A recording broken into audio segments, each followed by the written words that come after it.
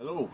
I just barely bought this 28-foot VHS Hideout by Keystone.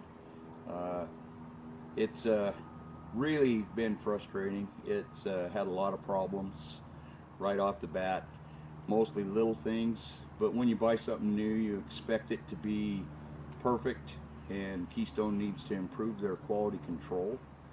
And I just kind of wanted to show you around the trailer a little bit and show you some of the issues that this thing has. And Keystone should not even let these things out of the factory like that.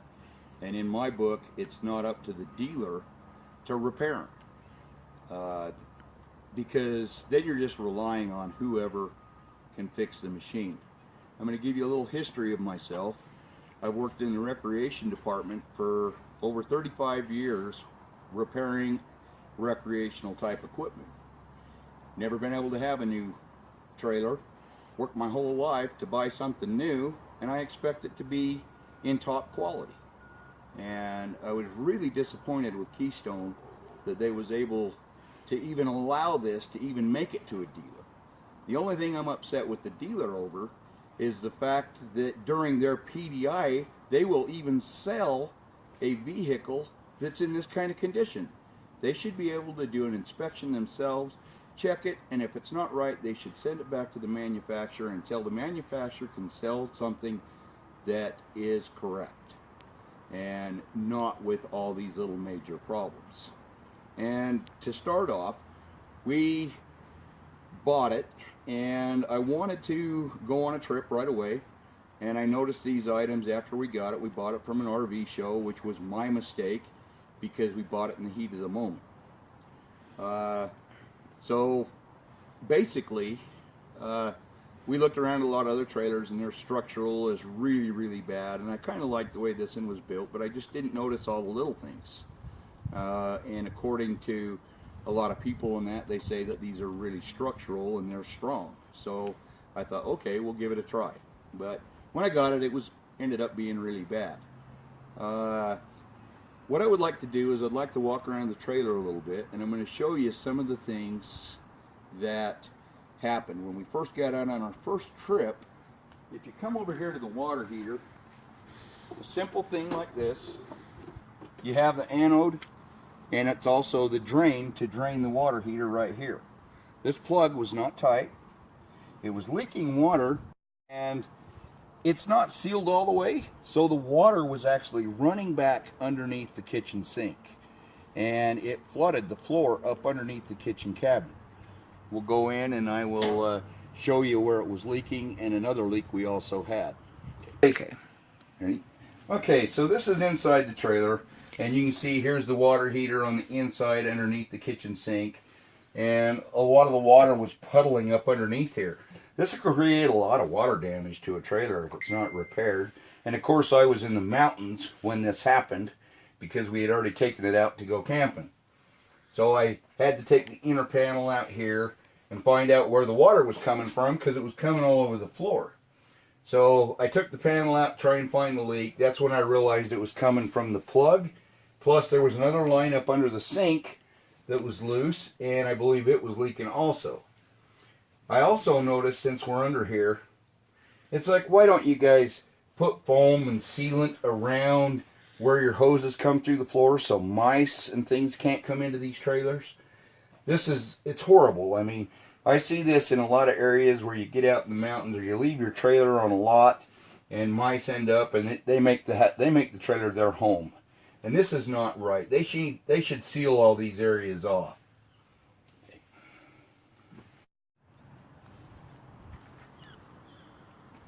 Okay, the other thing is with this door. This door here, when we got it, it didn't latch correctly. And if you notice, I don't know who's building these trailers, but it's ridiculous. If you look right here, they have it tight at the bottom, and right where the door striker is, look how wide it gets. The striker is too far away from the latch, and then it gets tight back up there again. This should be square in the door frame. They need to watch this type of stuff. This should be over, and this should be the same all the way around. It's just like a house. You want to make sure that that is all square. And I can't believe that someone hasn't even noticed this.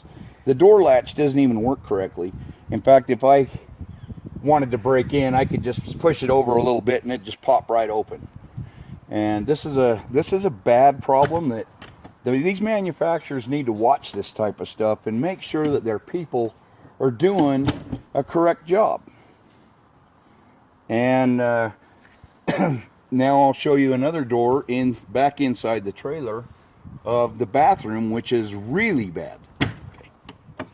Okay, you ready? Take a look at this door here. This is going into the bathroom. Talking about doors not being square, if you look up here towards the top, it's actually rubbing. And then look at the gap, how it goes wide. And if you notice, it gets really wide right by that door striker again. And then it's tight again back down at the corner. And same on the hinge side. Look at the bow around the outside right here, and it gets tight back down to the bottom. You know, it's like, this is just ridiculous. They should not be able to do that. And this rubs so hard, if I happen to use the stabilizer jacks and just even a little too much pressure, the camper will flex enough to where this door won't even shut. It'll actually hit, and you won't even be able to shut that door. These are type of things that are really, really just drive me crazy. I'm such a perfectionist. I don't like this type of stuff, and I'm actually upset with myself that I didn't notice these things in the RV show. But that's what happens even with a mechanic. You get in there and you get all excited. Oh, I'm going to have something new finally after all these years, and I just didn't pay attention to it. Going right next to this, look at this TV. Look how crooked it is in here. And it's so crooked that when it bounces around, because this holder that holds this TV is so cheap that it just flexes all over, and the TV sits and bangs on the cabinet right here. Look at this gap.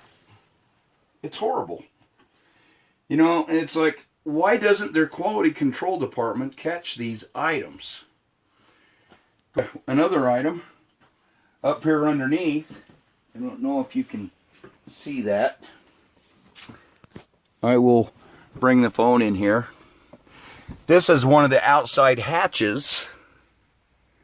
Well, I don't think you're going to see that. I was hoping I could show that to you, but I won't be able to show it.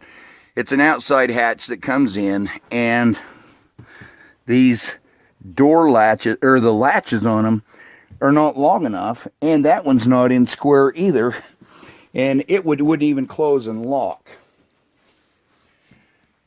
One of the other items is here on these floor vents. I actually took these vents off because I wanted to put filters, because I have dogs and I didn't want dog hair getting down into the heater vents. So I pulled the vents off to put some filters in there to prevent that. Every single one of these ducts was clear full of building materials and sawdust. That is completely unacceptable to me. And the quality control, I mean, they should be able to check all this stuff. And the funny thing is I watch a video on the internet that shows them bragging about how good their quality control is. But yet they allow something like this out of the factory. It's not right.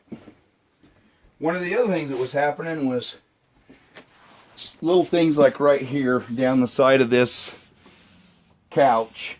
This whole panel was coming off. Unfortunately, I already fixed it. It's just cheap construction. I got inside there, and even the little, they only use 1x1s on this cabinetry, and it's just super thin and cheap. And one of there's split lumber all over from where they put their fasteners into it, and it's like, I wish they'd build these a little bit better. I understand they're trying to make them light, and you know, because everybody wants more for less than what they did in the early days. But they're so cheap that they really need to come up with better construction policies. And the other thing is other fit and trim items, like here in the bathroom, or in the bedroom. You notice there's, I don't know if you can see this, but there's staples coming out all over the place. You can see a staple right here. You know, and it's like, they need to check these items. Over here on this other side, you can see trim, how it's coming off of the wall. You know, I mean, this is really poor. They need to improve that. But these are just some of the items that have drove me crazy.